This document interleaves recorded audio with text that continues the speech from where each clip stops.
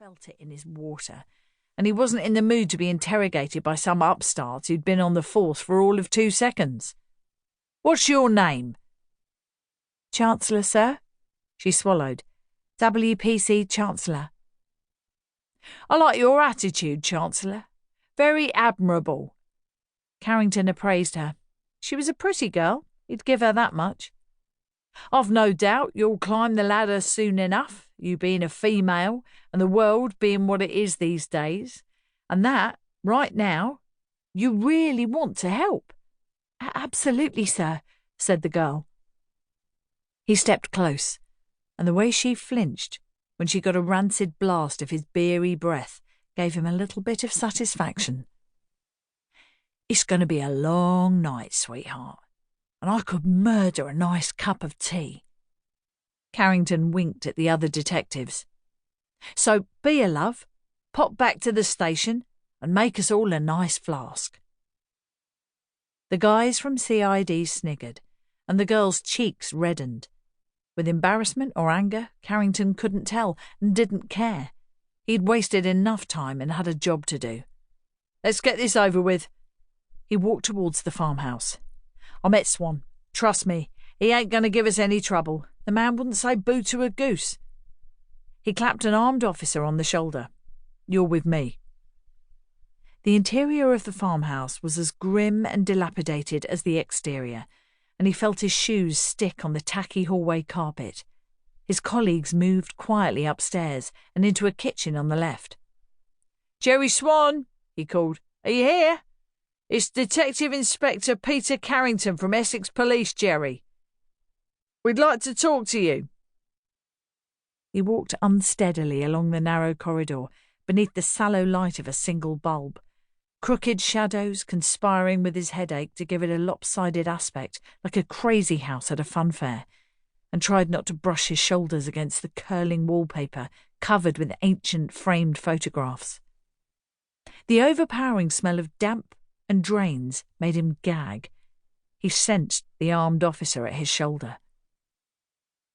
"Jerry!" Carrington stopped. He heard something coming from ahead. Voices. At the end of the corridor was an open door with dark steps leading downwards. "Torch!" He gestured to the officer, and a light winked on behind him, revealing a set of stone steps. Someone was crying below. It was a girl's voice, and his stomach churned. Heart pounding, Carrington took the worn, slippery steps carefully, making sure to hold on to the wall. At the bottom, he signalled to the officer to stay out of sight. Then he walked into the cold, dismal basement, squinting into the glare of light from the naked bulb in its ceiling cage, and saw the wiry figure of Jerry Swan standing against the far wall. He was holding a knife to a teenage girl's throat. "Jerry?" Carrington stepped forward, towing a dirty blanket on the concrete floor. Knowing there was an officer with a weapon outside the door, he opened his arms so Swan could see he was unarmed. "Come on, son. Let's talk about this." The detective ran his tongue along his parched lips.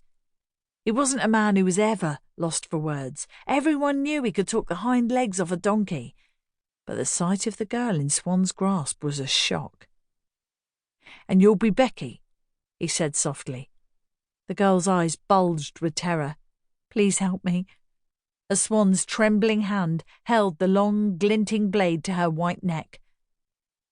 "Don't you worry, dear. We're all going to walk out of here soon enough." "Stay back!" yelled Jerry Swan. "You keep away!" "It doesn't have to be like this, Jerry. Let the girl go so we can discuss everything, man to man." Carrington heard a flutter of fear in his own voice. His vision was blurred, sweat was pouring into his eyes despite the cold of the basement, and he wiped it away with his sleeve. You don't understand."